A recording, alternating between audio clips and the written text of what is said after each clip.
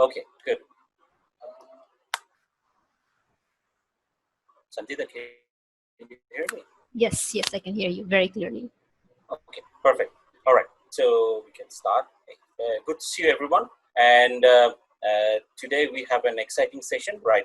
So during this lockdown, we found that there's a lot of uncertainty, a lot of tensions, a lot of thinking how we can continue our work from home, online school, as teachers, students, parents like us or students are on the adversity, like how things going on and how long this is going to sustain. So to answer all your questions, queries, suggestions, we have an amazing speaker with us, Sanjida, who was former country lead of Young Founders School, and good to see you in the webinar. And she will share her experience, tools and techniques, how we can overcome this adversity, what are the areas we will focus during this lockdown and everything. So Sanjita, welcome on board, and the floor is yours.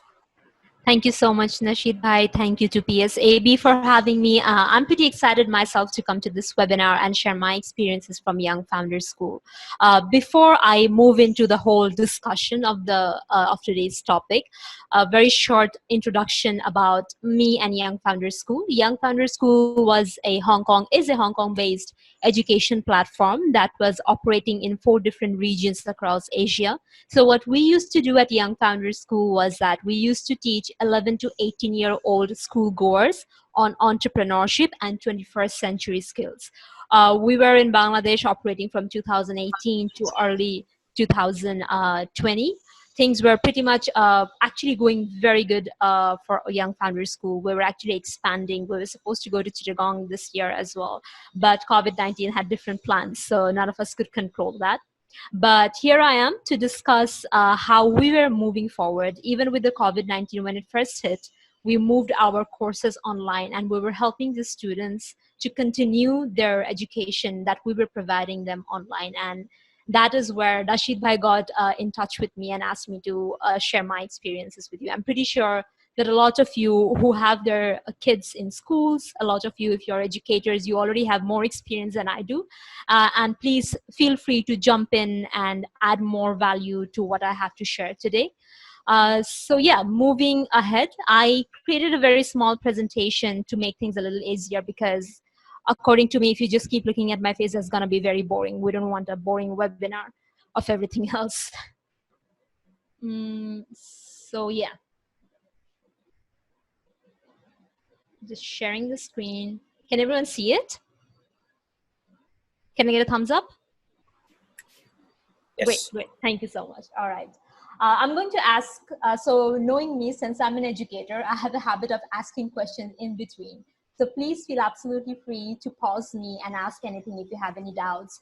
If I feel I need to pause and ask someone if they have any doubts, I'll just make that, it's just out of habit. I'm really sorry.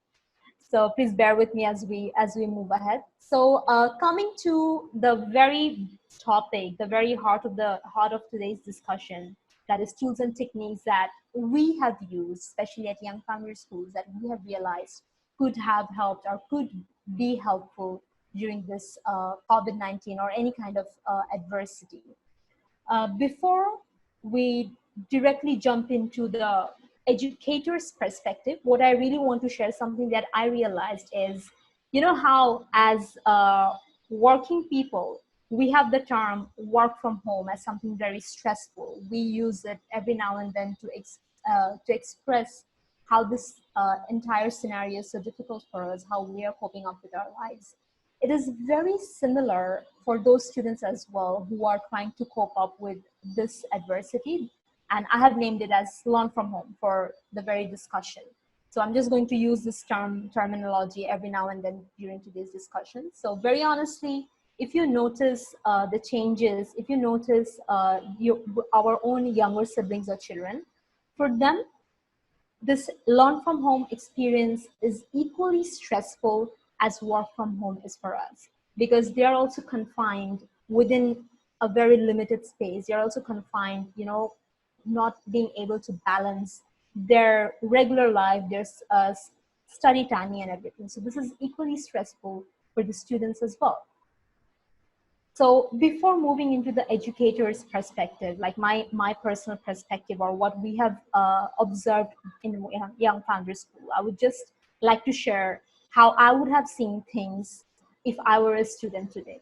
Number one, I feel that students these days are having a lack of enthusiasm to attend their classes, to do their studies. One of the reasons being there is a lack of physical surrounding. Now, for example, if I have to put this into example, I could say that when we used to go to the classes, or the students used to go to the classes, they were seeing their peers around them, they were seeing their educators in front of them. Automatically a surrounding as such usually gives a person the energy to interact, the energy to be attentive in the class. So now that they don't have it, there is automatically a very lack of enthusiasm to be attentive in the class or do the class all in all when it comes to doing it online classrooms. And then there is also the lack of connectivity. This lack of connectivity can be divided into two parts. One is there is no human connection. They're not seeing their teachers face to face. They're not seeing their friends face to face. So there is that lack of connectivity, which leads to the lack of enthusiasm. And also from the very Bangladesh perspective, knowing the support of internet availability, there is also the lack of that, which is hampering a lot of students, especially students who are probably not in the surrounding of Dhaka and who do not have as strong internet connection to continue their online classes. So that is another problem that the students today they are facing. And again, there is this lack of routine. Now, us being the and from the working end of the lifestyle that we have, these students are also having a difficulty. I see my younger siblings, they're also having a difficulty in balancing their personal time, their time for some leisure, with the time that they should be studying. So there is this is an absolute chaos right now. They don't know when they need to sleep, they don't know when they need to study, they don't know when they need to prepare for exams or any online assignments and everything. So this lack of routine is also messing the students' perspectives. So talking about problems, there will definitely be a problem whenever we see a new kind of surrounding, whenever we see a new kind of uh, scenario around us. But that doesn't mean it doesn't come with solution. When we were working at Young Founder School, some of the things that we often used to tell our students during the online classes were have have certain solutions that you find is going to work for you. And some of these I have shared over here. That is, one is, regardless of how difficult it seems, students can definitely come up with their own routine, their own discipline. Of course, with the help of the parents, with the help of elder siblings, telling them that if you want to sleep at 3 a.m. at night, you make sure you make that hour productive. Now, we cannot force them to, sleep at 10 p.m. and expect them to wake up at 7 a.m. in a situation as such. So if they are going to stay awake, rather help them make a productive hour out of it. So help them even in a situation like this. Our suggestion would be to help them create a productive environment, create a productive, disciplined environment out of it. Have dedicated study hours, have dedicated play hours, game hours. Then there is also another thing that I personally really do suggest my students, that is, include some form of physical activity during before the classes, not during, before the classes. The reason being, when they used to go to their schools, there was some form of mild physical activity that they used to perform, like getting ready, traveling through the school. So by the time they were already active, seeing their friends, they used to get more enthusiastic to attend the classes, right? So while doing their online classes, is just traveling from probably one bedroom to the other, or probably traveling from their bed to their table. So during this time, if we could help the students engage in some form of physical activity, that could help them stay more active than awake during the class hours. That is the second. And the third, I personally feel would be definitely something that would help the students, is making study groups. Now, if they were in their classrooms during their leisure hours, or during their classes when they did not have to attend the classes per se, they could have had other free classes. some of the students have the habit of making study groups and helping friends with their studies. So this is something they can also do regardless of the school campus availability. They could also perform the study groups, help each other online, and help do the assignments and projects together. That is something that would definitely help them stay more active within the study hours. So these are very few of the suggestions that I used to give to my students, and I feel this is something we as guardians of these students could also provide our kids and our siblings with. Besides these academic suggestions, something else I always tell literally everyone, that is, this is the time when we as individuals can actually explore a lot many other different subjects, a lot many other different skills that we have always wanted to pursue. Like I took some time off during my work, and I was doing some courses on Coursera and Udemy on communications and different other subjects that I wanted to learn more about. So this is something we can also encourage our kids to do as well, because if they can make use of a time like this to study beyond their academics, it means that they are actually learning beyond their classrooms. So this is something that we need to encourage them to do. Also, if we have any students over here right now listening to me, I would very much request everyone to develop a habit of reading at this time. This is the perfect time to finish all the books that you have always wanted. I personally took 1 week off and I finished literally 10 books at one go. This would have never happened if I did not get this COVID-19 situation, to be honest. So if someone is interested in nonfiction, go for nonfiction. If you're interested to do some article research, do some article research. Fiction books, go for it. Just make sure that Facebook posts and Instagram captions, they do not count as developing a habit of reading. So make sure these are real articles and real books that you're reading. So these are some of the perspectives of a student that I would have liked to gain if I were a student now. And I would definitely, these are something that I definitely tell my students to ponder upon. Uh, till now, is everything clear? Am I loud enough? Would somebody like to add any questions?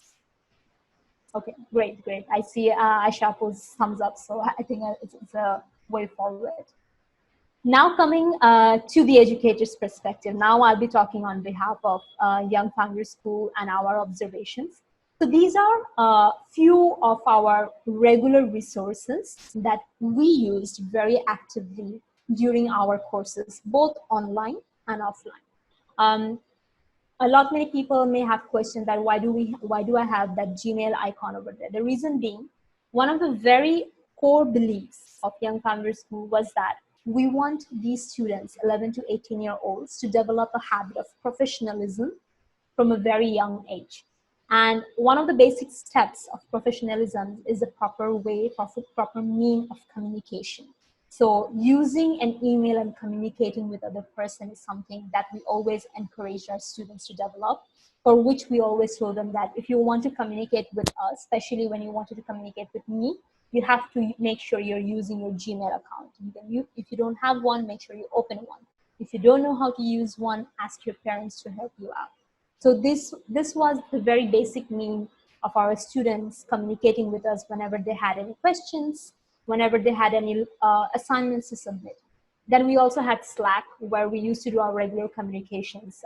Slack usually is used by professionals. Again, we wanted to develop this from a very young age within our students. So we encourage them to use Gmail and Slack simultaneously for communication purposes. Then for regular online classes, initially we were using Zoom and Google Meetups, but then we moved into WebEx because that was easier for sharing the screen, for doing the classes for more number of students. Also, it had unlimited 1 hour 1 hour reference, so that was easier for us to continue our classes. So we used WebEx more often than Zoom and Google Meetup for the online classes. And for sharing the slides, which our students used to refer during the study hours or after the study hours, we used to use BSD. We had a partnership with them, so we could use their platform where we shared our assignment projects, where we shared our slides that the students could use. So these are some of the tools that Young Founders School was actively using. These are tools that other schools and other institutions can also use. Right now, from my observation, different institutions have different approaches. A lot of these approaches are very much dependent on how much the technology is accepted by the school, how much is that technology accepted by the family members of the students as well. So I see a lot of students and their parents using Messenger to communicate with the teachers. Of course, probably because they are not aware of the other resources which are available. A lot of parents might not be very familiar, which makes sense. Uh, and hence the schools are approaching Facebook or Messenger or just Google Meets and everything. But at certain point, this sort of limits the communication, sort of limits how much the students can learn and how much the educators can do. So say for example, lot many universities, the teachers are actively doing their regular classes for more than one section on Google Meetups. So this becomes a pressure on the educator itself that one single person has to do the same lecture over and over for different sections. So what BRAC University has done right now with VUX is something very excellent. So VUX somewhat works like Coursera, where they have a dedicated space for recorded lectures, where the students, even if they were not online during the active hours, they could still go watch the lecture online and submit their assignments online, and also at the same time take some small hourly exams as well. So a platform like this could have definitely helped a lot many other universities, even if they did not take Vuex per se, but if they could come up with something of their own, or they could go and affiliate with a platform as such, that would have been very helpful for these institutions. Um, so that I think from my observation right now, the most properly moving platform would be what BRAC University is using. Apart from that, a lot many institutions, again, it also comes down to how much the technology is being accepted among the students, the parents, the institutions as well. So that's where the lack of communication, the lack of using the technology, the lack of being familiar with the technology arises. So these are some of the observations that I have had. Some of the schools, I was talking to my younger sister that how are they doing the mathematics? Because when it comes to mathematics, you have to show the students actively and on live on how you're solving a particular problem. So recorded lectures sometimes might help, sometimes they might not always help. So in that case, schools like AISD, they are using illustrative mathematics for maths. Some of the coaching centers, they are still using Messenger because probably they're not aware of other tools, or probably the students are not familiar with other tools. So there is that lack of communication, there is that lack of sharing the resources. So these were some of my observations as an educator that I had been noticing for around different institutions. But also something else that actually did strike some of us was that around an hour like this, is examination the only way we want these students to move ahead with? I understand that for grade 10, grade 12, their board exams, whether it's O-levels or whether it's HSC and SSC, their board exams are very important and they have to prepare for it no matter what. That's a different scenario, that's a different case. But for other classes where the examinations could be paused for the moment, could the schools adapt to another approach, like giving assignments, giving projects, where they're learning more than just memorizing the subject, where they're hands-on learning, hands-on understanding on what lectures were taught to them? They're getting to explore different areas of learning that very particular topic that was taught to them. So could the examinations be paused right now and taken into another picture to see how education itself could be trickled within the students? So that's something that some of us were discussing, and that's something that we can definitely discuss right now, what everyone else thinks here. I believe some of you here are educators yourselves, so what would your way of approach towards your students be? Yeah, I'm done for now. So we can definitely move ahead with questions or more observations from you all. Right, right. If anyone have any questions, we can ask. Right, I have so many questions. Right, but definitely, anyone's can start.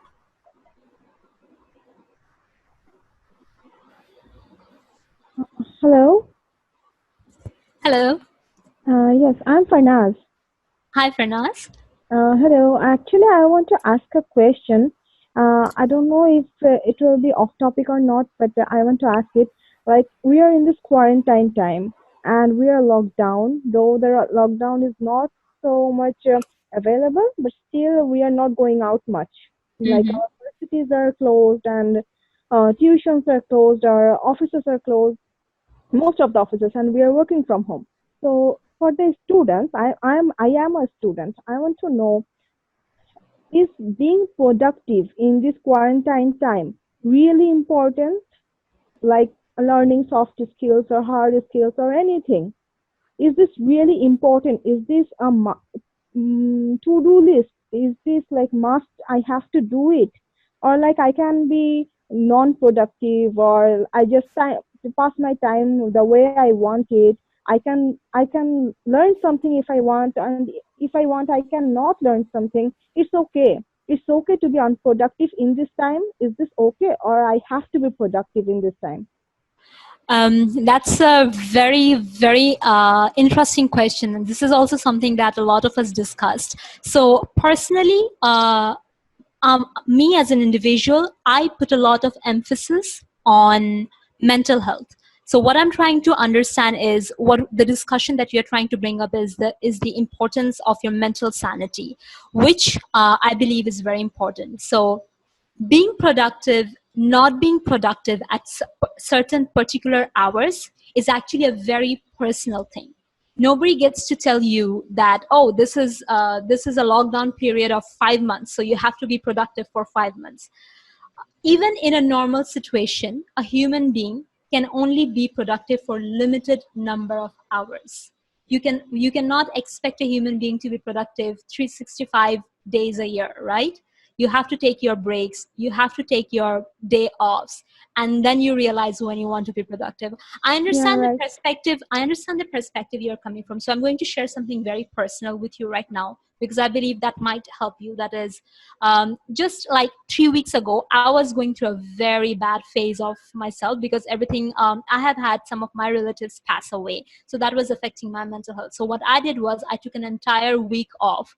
I did not communicate with anyone. I did not do any work. I did not open my laptop for an entire 1 week. What I was doing was just reading books so that I could get my mind off. So that was my way. So reading books is not a productive thing, I would say, because I usually read non-fictional books and I like reading storybooks a lot.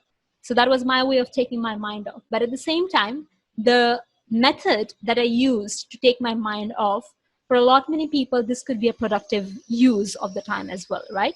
So probably for you, maybe I'm just assuming, right? Maybe you enjoy cooking, so that could be another thing as well. So don't always see that being productive is always just working, being productive is always just learning. Do something for yourself, feel better, and automatically you will see that being productive, or your definition of productivity, is coming to it. That would be my answer. Nasheed Bhai or Aisha Appo, would you like to answer something related to what Farnaz has asked? Yeah, I totally agree with you, Sanzida, the way you have said. And I want to add also, Sheena, she wrote that it's a balance between the mental and the physical and social well-being. And I do agree, and I obviously I'm sure that Sanzida, like educators and also employers, they are having some initiative to create this awareness of your mental well-being. So these things are happening. We are not saying this out loud, but these things are happening. People are getting aware of their mental well-being these days. Agreed, very much agreed. Right. Farnaz, were we able to answer you? Yes, you were. Thank you. Nashid bhai, did you want to add something? Oh, no, just absolutely. It's like, yeah, I saw Sheena's senses and everything, and it's a very hard time. And initially, for my experience, is something like when we started, and we were only focusing on the TV channels, situations, dying, and everything. And honestly speaking, I found my blood pressure got high, and I went to the doctor on March. Like, what is happening, and why this thing happened? Because we started the business, we started the entrepreneurship, things got happen, what will happen, my daughters and everything.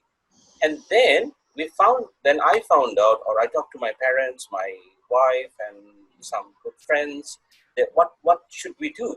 And then after that, we avoid certain things and keep the life going, and concentrate on the business, concentrate of the extra curricular activities, reading books, joining webinars, organizing webinar like that, so that it's not only the responsibility of us, rather to share to everyone, like you, Farnaz, or bringing some of the quality speaker like Sandida and others to address this. So I'm sure this is the time, probably.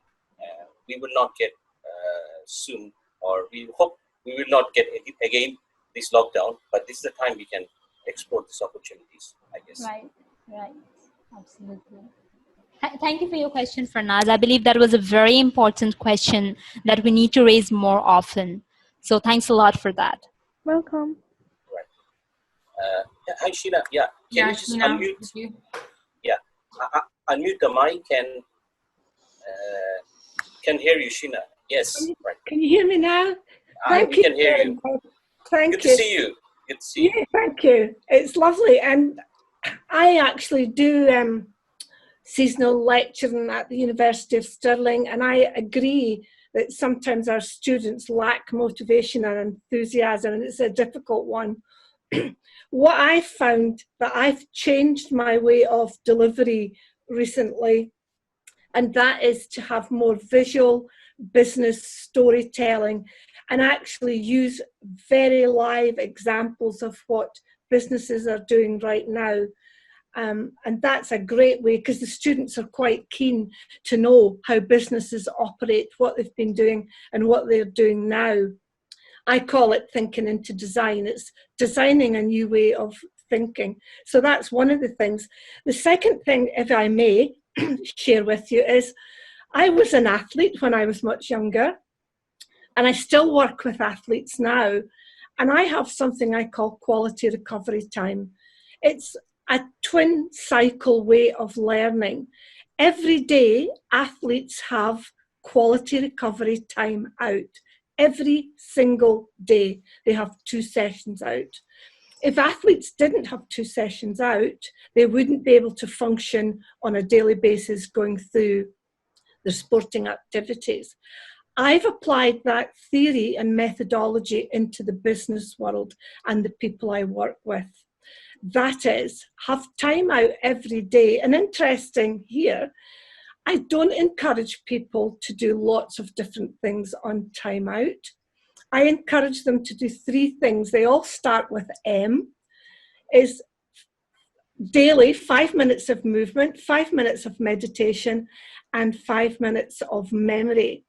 And that is 5 minutes in a book where they look at the start, the beginning, and 3 things they could do from the book. If you want to find out more, I can explain it a little bit more. But I found that in the last 3 months that I've had to apply a different learning, different way to work, new design thinking, so that students can learn. I don't know if that's helpful, but it's a different way of thinking. I do agree with you that these break periods, like I do personally take these break periods as well, where meditation and movement is very important in your regular lives. So that is something that I would agree with. That although I wouldn't I did not know of that term, but thank you so much. This is something that we used to tell our students as well during the class hours that we used to take, that make sure that before the classroom you're moving a bit, make sure that during your class hours you are relaxing, you know how to relax and everything. So I completely agree that this helps not only ourselves as educators, because even educators themselves, because we are dealing with so many students, we are dealing with so many different kind of people, helping them stay motivated is also affecting our mental health, that how do we stay motivated in order to motivate them. So these are very useful. Thank you so much. Yeah. Can I just share that one of the things, because I'm speaking to lots of people every day, and one of the things that I found is that everybody's got Zoom overload, everybody's got work overload, everybody's feeling like probably frantic would be the word. And I'm saying to people that, you know, it doesn't need to be like that. We need to have a totally different way of thinking about quality recovery, a totally different way of finding that balance. So what I say to people, I have a friend that Najad knows, he reads 10 books a week, right? Now, I meet lots of people that have 10 books sitting ready to read every day. If that's what any of you do, don't stop doing that, because that is not good for your well-being. Get a book, look at the introduction, look at the end, read it until you find 3 things you can do in your business. Students read it till they find 3 things they didn't know that they can write about. And that is a much better controlled way for your mental health. Having 10 books a week, 10 books you keep going in and out of, is not good, and it will encourage you to feel more overloaded, more strain on your brain. So it's things like that that are very beneficial to people in the business world too. Absolutely. Right. So Aisha, you can add. If I want to add something on the top of it, I totally agree with Sheena, and I'll say that it's also from our point of view. Like if we are doing the training, if we are providing the session, it's a lot of difference of the way we used to do face to face and now over the Zoom, and it's a lot of modality of your voice, your energy, a lot of non-verbal things. Like I have to be more than ready than for 1 hour that I could do much less, right? So it's a huge shift of applying our energy and etc. So and also there are some people, those who doesn't really know how to speak online, and which is fine, but it's also gets again our responsibility to bring them out and then to make them communicating and engaging. So it's a lot of thing to do now. We are learning by doing it because we have to do it. So we haven't any idea that we have to move into this sort of environment, and accepting this and trying to do our best is the best thing, I would say, and using this time as an opportunity to do something different, trying out something different that will enrich us, regardless if we're the educator or the students or employee or employer. So I liked Sanjeev's presentation, and Sheena, you have got a lot of beautiful areas that you aligned with. And is there anything that you'd like to share? Harish Mehta, he's joining from India. Matuza Chaudhary, Chakraborty. Thank you, Aisha. I have been engaging myself with business owners and leaders in the last 100 odd days. And I have been speaking to them every single day. Maybe I have never worked so much in my life of 61 years, which I have worked in the last 100 plus days. And now more so, having been elected as the president of the PSAI Mumbai chapter, it's my responsibility that speakers and coaches work hard to build such enterprise which require strong leadership, and especially the skill to communicate from your heart and your mind. What has been missing is people are scared at leadership to communicate because they themselves are unable to visualize in these times.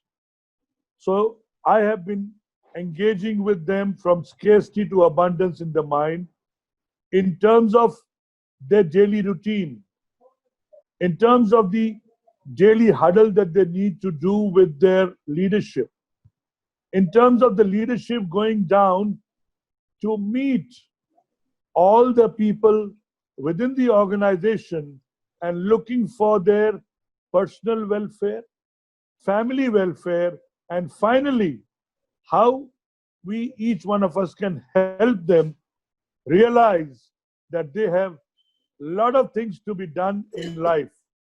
As my guru Les Brown says, you have greatness within you. You have something special in you. So what is to be done by us is teach them, let them come out of the zone of fear and to engage their minds 24/7. I like the way she said that children need to be given something or the other to keep doing.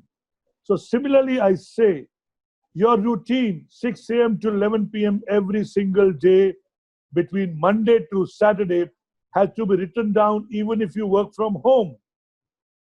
Give quality time to your spouse, to your children, to your elders, and still do much more. So that challenge is to be accepted by each one of us. I mean, I for myself sit down on my table at 9:30 every morning, and I'm busy till 11 o'clock because people in USA don't speak till they wake up at 9 in the morning. So I am almost doing a 18-hour job. I've never done this earlier. So my say today is the quality of your routine is important. Be it a student, be it a teacher, be it a housewife, be it an employer, be it an employee, be it the leadership. You have to make up your mind that these times have to pass. And the more you learn in these times, the more you will create opportunities for yourself to become better in the times to come. So we call it survive to thrive in future. And in between is the revive part. Today the revive has come. Businesses are reviving. People are getting that strength, getting the people together. Here in India, it's going to be great because we are managing to control and we are managing to open and close the lockdown so that this discipline has to come in. Such big populations, it's a challenge to discipline people. So even in Bangladesh, I'm sure you got a lot of people. So managing their minds and disciplining them is important. You have done a little bit in the UK, I know, but still economies have to grow and discipline has to set in as the new norm. So I, for one, as a speaker, mentor, coach, trainer, and engaging with people's minds to discipline themselves and then cooperate, communicate with people and engage with them to grow them in these times. That's the essence. And this time, the earlier you look on yourself, the better you become. The more you teach people to be there, things are going to be good. And it's important to maintain this. This is the new norm. You can't go back to February and January in life again. This is an opportunity, and you must share this opportunity with leadership and grow leadership. And we as educators, I educate business owners, you educate students. They need to find in them that they are responsible to create a good future, not only for their children, but all the generations to come. That's important. And the essence is discipline, discipline, discipline. Nature is not going to accept any more of indiscipline from any of us for all times to come. That's my small message. Thank you, Aisha, for a great opportunity. Thank you, Thank you, Harish. Right, it's a very, very valuable comments and suggestions, right? And good to have you in during all our webinars, passing all the valuable comments, suggestions, and everything. Right, Murtuza, you want to add something? Right, unmute your mic. Yeah, Juju.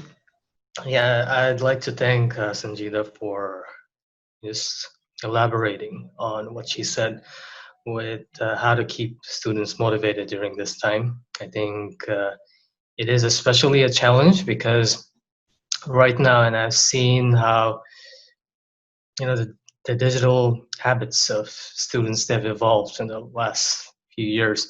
People are becoming more and more dependent upon technology, and not always in a good way. Social media, I believe Sanjita, she touched over Facebook and Instagram. I believe she talked about those things. I mean, these things can be distractions. It depends on how you use it. And I'd like to add a few things, and I agree with what one of the speakers said. I believe it was Harish, that he said that it's important to be disciplined. And I think social media is about discipline in a way, because a lot of us are going to be busy. I've been passionate about public speaking for the last 8 years. I've helped fellow students to improve their public speaking skills, to mentor them. And with regards to this current situation, I think with what Sanjita said, that it's important for students in general right now to ensure that they're not actually becoming too into technology. I mean, spending too much on social media, Facebook or Instagram. And in order to do that, I think her saying that it's a good idea to use Gmail. I appreciate that fact, and I believe that it's important to be calm as well, because calmness is extremely important with regards to anything in life, because it keeps you focused and it helps you to do quality work. And you can be calm if you can let go of your distractions, I believe. So yeah, and thanks for your feedback, Sanjit, and thanks Harish, and thanks Aisha, and thanks Sheena for your feedback. Yeah, over to you, Nashib Bhai. Thanks. Thank you very much. Yes. Yeah, I want to add something in here, and Sheena also mentioned about the voice and in different settings, and especially to match with the content that we're delivering. So it's very important to create the attention once I'm saying or once I'm speaking, and giving the pressure with some part that the student can easily understand. This is the most important thing that I have to remember. This is something I have to listen only. So it's about, I see there's a responsibility of an educator or employee goes very high to educate other people, the team members, the team leaders. It's very high. It's very, now the leadership positioning is very heavier than ever before. And if we are talking about the discipline, I have my son, he is a teenage.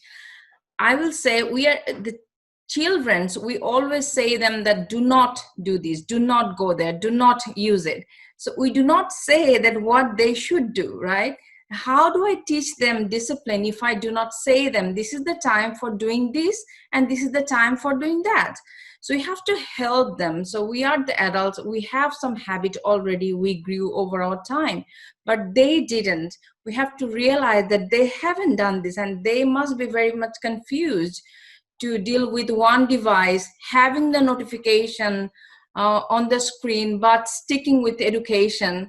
So we cannot stop ourselves checking with a new mail if we get the notification. How could they help them not going to another tab and playing or watching something else, and rather checking with the mail sent by the teacher? So yeah, this is a very, very critical role for the teachers, for the parents, for the adults, but we can help the children so they don't feel like pressured, they don't feel overly stressed because they have to use the devices, and it's only one device and they have to manage in a quality way.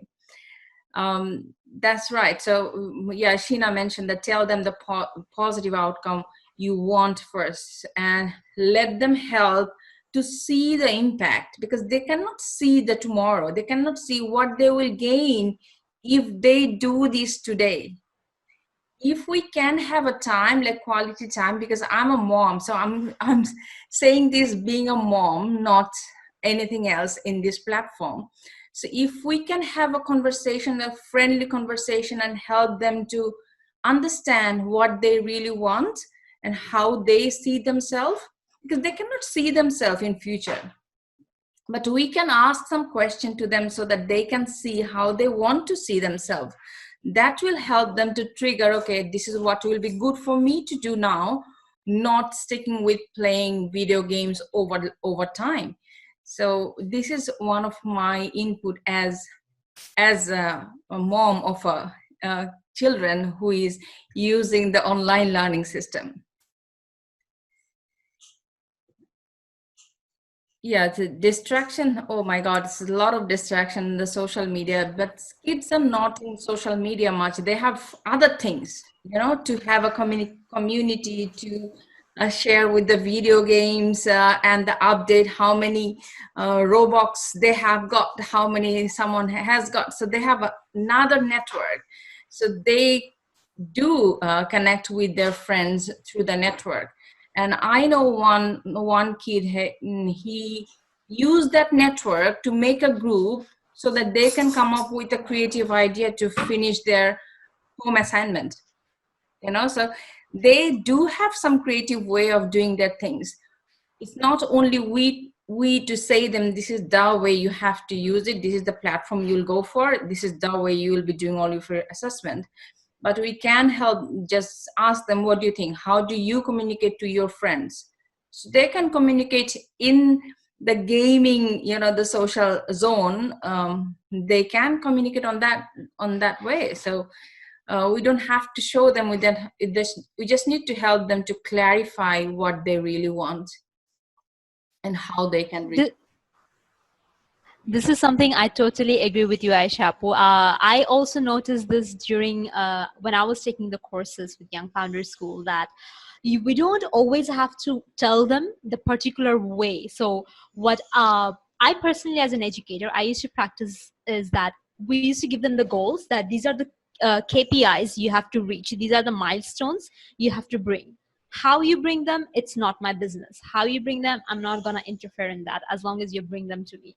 So whether or not they're communicating, when they have to reach a particular assignment, that's exactly why I was mentioning that our examinations the only way we want to see growing into our future generation. Because when you give them projects, when you give them assignments, you would notice that the future generation, they have so many creative ideas to develop, they have so many creativities they come up with. It's not going to just impress you, it's going to surprise you, the ideas that they come up with. When you give them the freedom, all you have to do is tell them that these are the milestone you have to reach, these are the KPIs you have to bring, this is the prize that you have to bring for yourself, and that's it. You give them the motivation to bring it, they will figure out the ways. And I think that is also a part of growth, which helps them grow themselves, grow their ideas, that there are different paths that they can take, as long as they know they're achieving what they need to achieve. I totally agree, and they learn how to remain creative and adjusting. It's a game they're playing with their life. So the way we play in the games is how we cannot throw the ball. I have to take another way. So they can also do the same practice, like some sort of athlete's behavior, right? With playing with their life, and that they will be enjoying because they are playing with their life. We are not. They will not. That they have been directed. They have been pressured to play as per the parents' expectations. So they will feel some sort of ownership, and they will be more enjoying if they keep doing it. So it's a huge responsibility. I feel that I am not always like this. Sometimes I feel it's much more easier for me to jump into my directive mode, like saying this is what you have to do, and this is by this time you have to do, and this is what you'll be using to do this. So it's very easy for us, and similar to our workplace, it's very easy for the managers, for the boss to direct people, this is how you're gonna do it. But if we do this, we cannot grow people, and this is not a sustainable way to apply. Absolutely. Absolutely.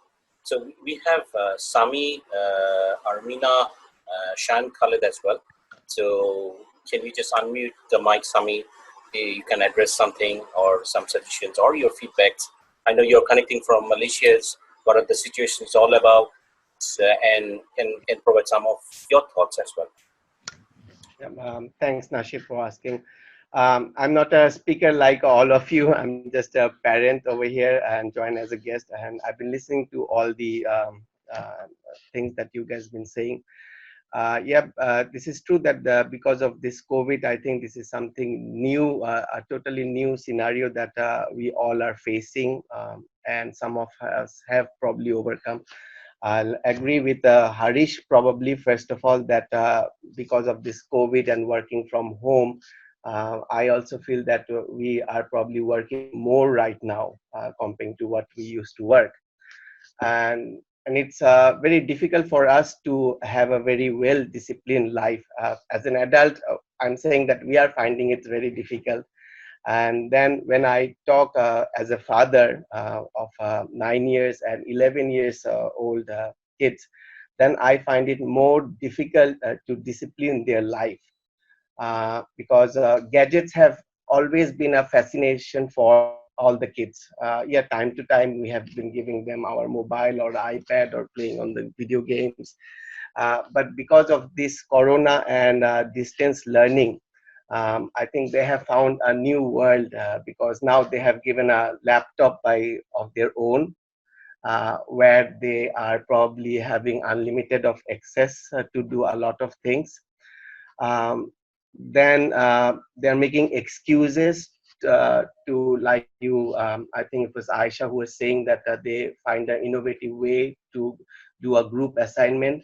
Sometimes I see that, yes, it is a group assignment, but also sometimes they are screen sharing to play games or connecting to various servers. So I think I find myself very backdated on this one right now. But and if I compare also about the January and February, I think on the weekends I used to see them doing some arts or trying or asking us, can we go out or do this or do that. But ever since they had this computer, no matter how many times we encourage them to, hey, come and help us in cooking or do this, they find an excuse to go back to the keyboards.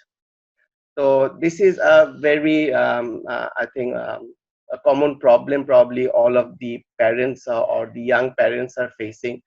I've discussed with a lot of friends of mine who are living in Bangladesh or over here. I think more or less everyone's been facing this thing that, yeah, kids are now getting more attached to the computer. I raised the same concern to the school that they're just not moving from the chairs. So how can you help us? So I've seen that the school have initiated this PE classes, the physical exercise classes, where they're asking the parents, the students to mandatory keep their video on and do an exercise with the teacher as if they're in the school. But I think when they started for the first month, I think I didn't notice that one, but after mentioning to the school, I see them. So I think maybe I'll also like to have all of your advices that how, because this COVID and distance learning probably is going to be in our life for another, I don't know, 6 months, 9 months, especially if I talk about Bangladesh and India, where the numbers are growing very fast. So maybe another year, so I don't know, but this is something, it's really bothering me that how can we regularize our kids' life or take them off the screen. Another thing, my observation is that, we are probably opening Gmail accounts to our kids. and some of them are maybe 11 years old, 9 years old, but now it is a requirement, or I would say it is a need. But many of the parents, I don't see that giving much time to open or configure their kids' account as a child account. They probably use a fake date of birth to just to create an account, but they don't bother of creating a child account where they can filter some of the content which we really don't want our kids to see right now. So maybe from the schools, this is also a nice thing that if all the educators can also take this sort of initiative, because I see that when they started the schools over here in Malaysia, the online schools, the first day was an induction of some IT tips that never talk to a stranger on an IT, on any of the chat or emails or this sort of thing. When I spoke with my friends in Bangladesh, I think they're using various tools. Some are using WhatsApp, some are using Facebook for taking class. Even the same student, one teacher is taking class in Google, one teacher is taking on Skype. This is a totally new technology for the kids. They are also getting confused that where I should be sending the documents, how it is done for this teacher, how it is done for that teacher. So from the school or the educators, maybe this sort of induction or how to use the safe cyber net. I think my observation is I find those missing from some of the educators yet, but this is very important. As a parent, I feel it. Absolutely. Yeah, Right. it's a point. Yeah, Please. it's a very relevant point. And they have to, I totally agree with that, because I remember I attended one session conducted by one of with my son, and that was very resourceful for me to understand how badly a child or a kid or a teenager could be affected for the cyber crime or cyber security issues. So it's also a responsibility for our educational system to let people know and also the parents know that this might be the situation, so be aware of it. We don't have to be afraid of it, but we have to know this so that we can protect ourselves from that. Right.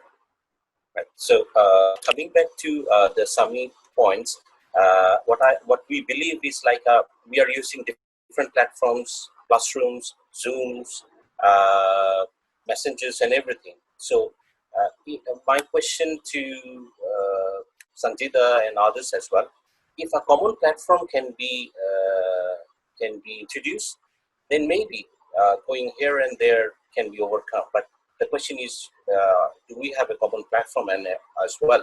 So considering, let's say, a student point of view, Sanjita, as well as the educator point of view, what do you think? Like I found my daughter is in the Google Classroom as well as in the Zoom as well.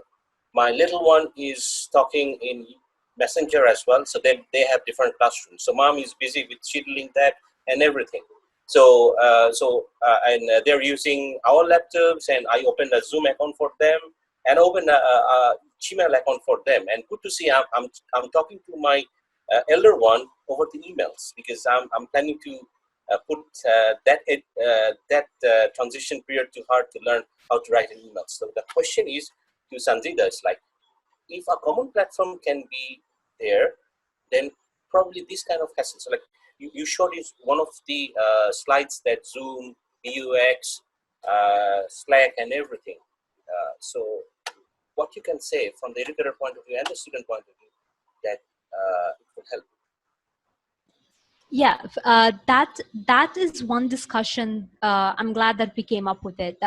So one of the examples I was giving was how Brack University incorporated BOX. So from my understanding, what I gathered is right now almost all the lecturers, all the students, they have to use this particular platform in order to take the lectures, or in order to listen to the lectures, submit their assignments, or if they have any queries, they can put those as well. So it works something in a system how Coursera works. There are probably discussion forums, or or for making it easier, let's use Coursera as the example platform. So what they do is they have the lectures recorded. So all these students, when they have to attend the lecture, they go to that platform, they take the lectures, they take down the notes. If they have to give a small test, they go to that platform and take the test. Whenever they have to meet the lecturer personally, they are probably having consultation hours. So usually, apart from taking the lectures, the students barely meet the lecturers. So they only meet the lecturers during the consultation hours, probably on another platform. I'm not sure how BUX transitions that. But if they could have a platform within, if they could have a channel within the BUX platform where the students get to learn or get to talk to the lecturers on live, that would have been definitely helpful. So actually, as an educator, I would have preferred having that one platform for everything instead of going to different platforms. But from what I have gathered is that even till now, the schools with the highest technology, for example, AISG, they themselves are having to juggle between different platforms for different subjects. They cannot do mathematics in one particular subject, in one particular platform or channel. They cannot do arts and sciences in one particular channel. So if we did have a technology as such, especially at a time like this, and if the schools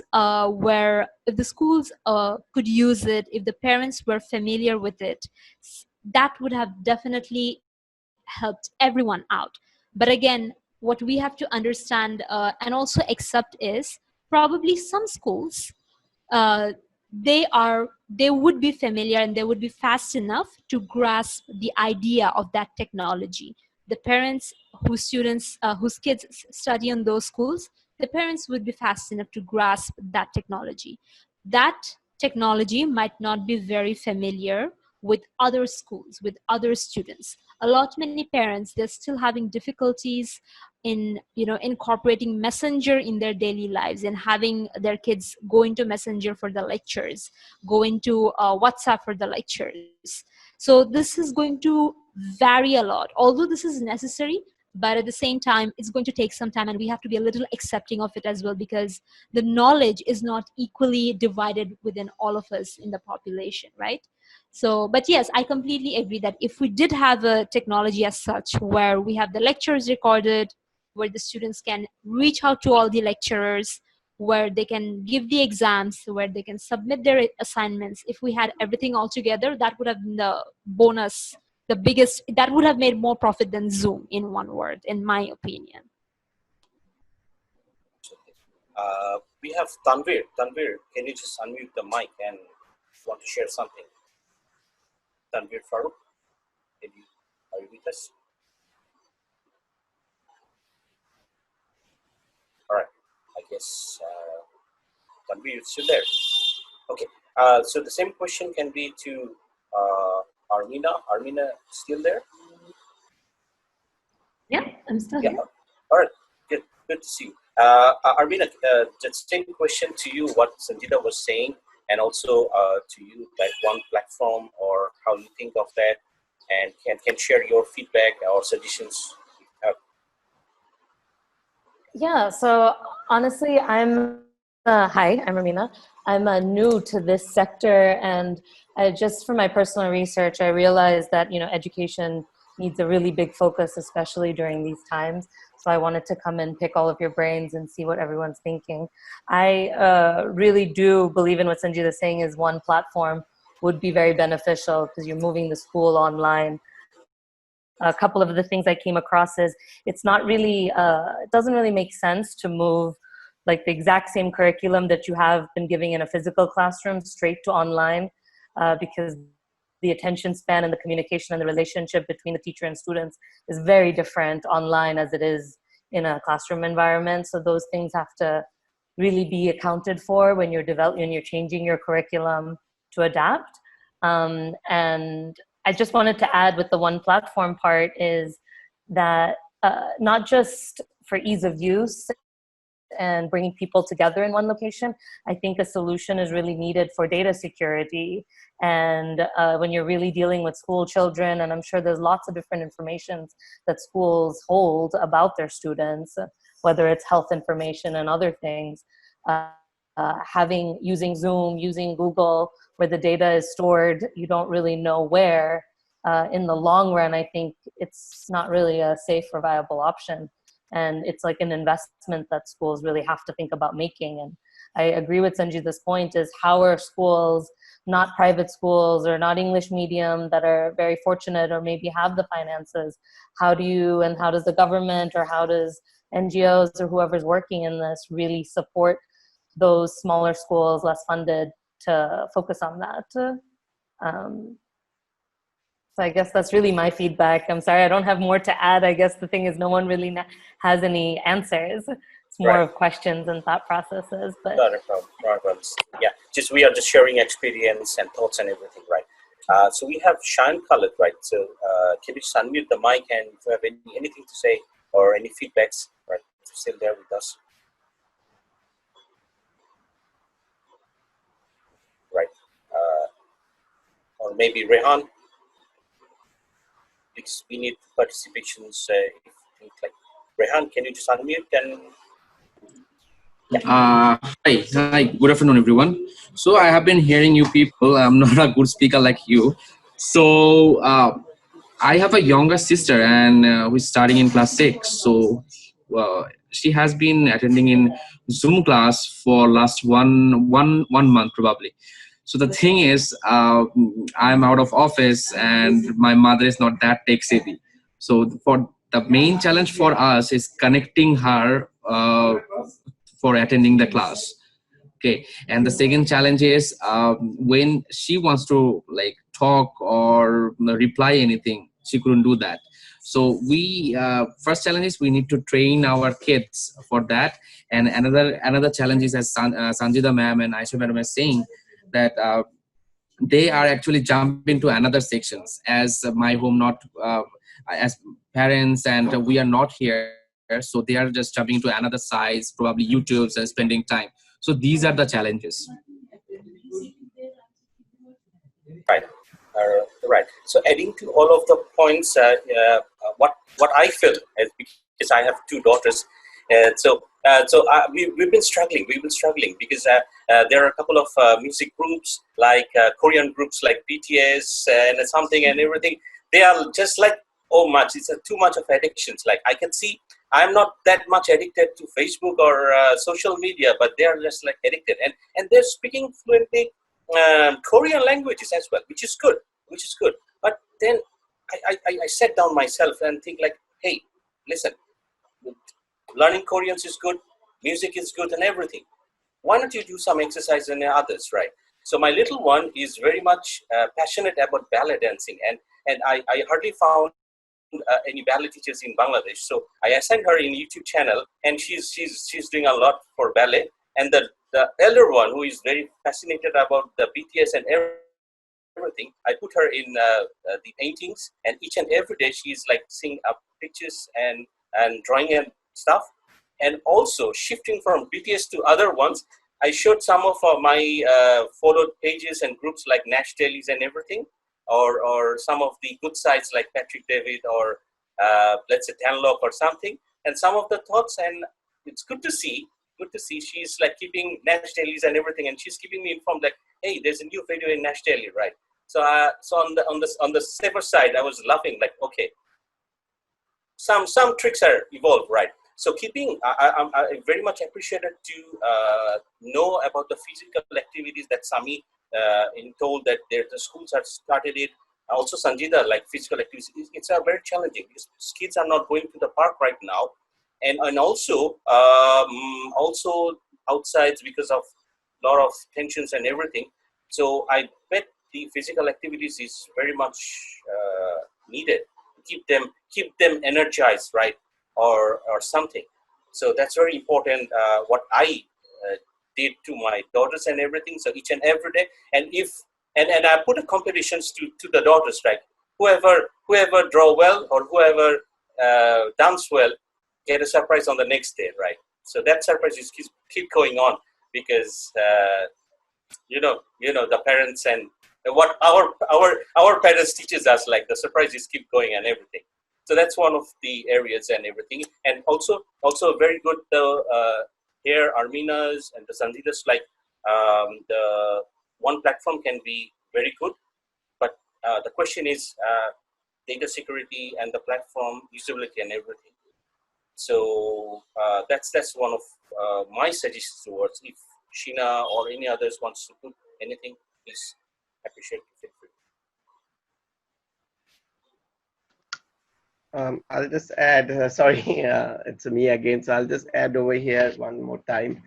As Nashid mentioned earlier, that currently I'm based in Malaysia, but we had a plan to move back to Bangladesh. So as a result, so we have already put our school kids to a Bangladesh school, because since they'll be taking it the class online.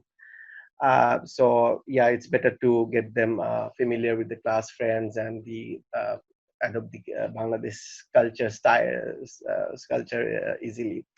What I feel a bit bad over here that within a month I have seen that how the schools took initiative over here to find a good platform where they can do everything. I'll just agree with Armina that maybe the physical and the online may not have to be similar. Uh, because of shifting from the physical class to a digital class, I think our ways of delivering this lectures or how we take assignment, that also needs to be shifted accordingly. So I've seen this transition over here, but over Bangladesh, I really feel so bad about my own country that I don't see that much initiative from the teachers or the entrepreneurs or the organization that they should put some effort because this is about the future of the kids, the next generation, and putting them into a high risk for next 1 year, or I don't know for how many long time this COVID is going to be in our life. I think it's a very high time that all the teachers or the institute should look into this very seriously. Absolutely, absolutely right. Say anything to add, Aisha or something? Yeah, Sanjita.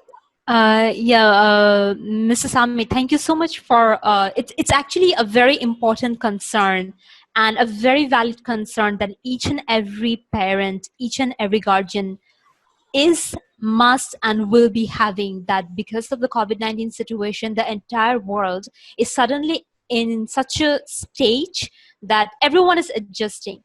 So as with your experience in Malaysia or even in any country abroad, things are a little faster compared to how things are in Bangladesh, because edtech in general in Bangladesh is still a very new concept.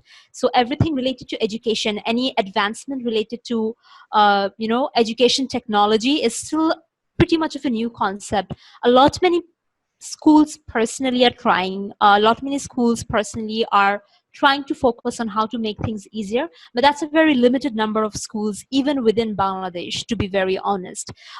So right now the education institutions, to be very precise, because I had been working not very closely, but as much as I have worked, the teachers, the chairpersons of the schools, they're really trying to make sure that the students are updated.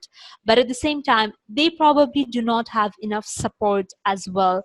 The industry, the education industry in Bangladesh, that itself is still growing. So I understand coming from another country and comparing it, you would definitely find it more difficult to adjust it here. But at the same time, the comparison itself is not I personally feel is not very fair, because Bangladesh as a country is still very new to all of these technology right now. No one really fathomed something like this would happen, right? So your concern is absolutely legit. Your concern is something that everyone should be, education sector should definitely be looking into. But at the same time, it's also about the support that these schools or education institutions are getting or not. So let's just hope. What we can do right now is probably hope for the best, probably hope that someone will be coming with a proper technology which all the schools can be applying. For example, the way Bright University has accepted it, other schools would be accepting it too, other universities would be accepting it too. The parents would be more familiar with it as well, because again, what I mentioned earlier, that schools could definitely adapt to a newer technology, but what they understand is, as school administration, what they understand is not all parents are up to date with that technology. So they do not want any of their students or parents to miss out on what's happening with other students as well. So that's another perspective that I wanted to share from an educator's point of view. Thank you, Sanjita. Right. So, if anyone have any discussions or any suggestions, like Dawood and Faria, right? So, can unmute the mic and also can share some of your thoughts.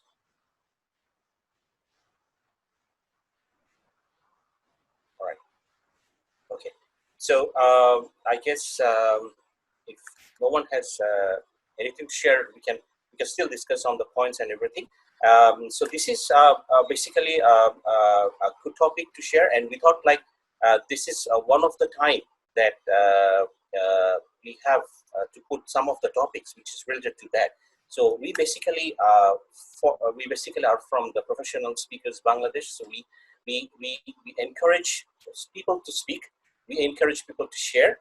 Speaking doesn't come from a professional point of view. It's something like, if you have a meeting rooms, if you talk to the students, if you talk to your families, if you talk to a board meeting rooms and everything, the area is still there.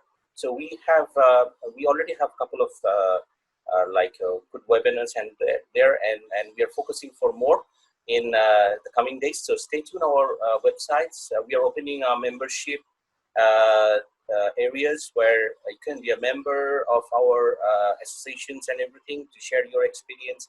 And the website is up and running, and also we have a YouTube channels where we recorded this video and shared to YouTube and shared to the link as well.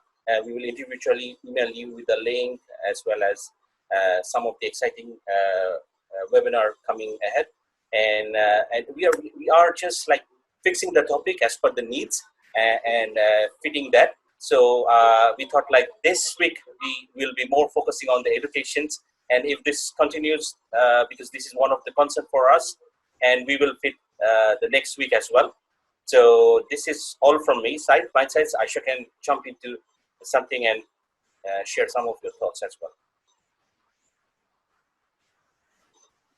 As rightly said, Nasheed is working very hard with PSAB from the very beginning, from last 3 years now. So we are taking a shape by this time, and thank you for joining, Sheena, Harish Mehta, Armina, Arup Chakraborty, our speaker, Sanjida, and we have got a lot of 13 altogether today's participation. And we are running over time, and I was like, we are running over 20 minutes, and we didn't feel like that, right? So we have been so much engaged with the conversation, and it's been so related to the way we are experiencing, especially with our kids, and the way we are having the issues doing all the things online. So that's why the power of voice, the power of speaking comes together, and you can get more aware and can make some positive impact in our life. We can be better. We can be better being a part of a right community. From that note, I wanna invite, if you'd like to join our community, I think it will be a great opportunity for all of us to have a great connection, networking among not only nationally, also internationally. I'll say Bangladeshis, not only from living in Bangladesh, also who are living abroad, they are a part of our member. So please feel free to connect with us, and we'll be offering more sessions, especially due to this situation. We're doing it for free, but yes, we have this part like as a responsibility toward the society.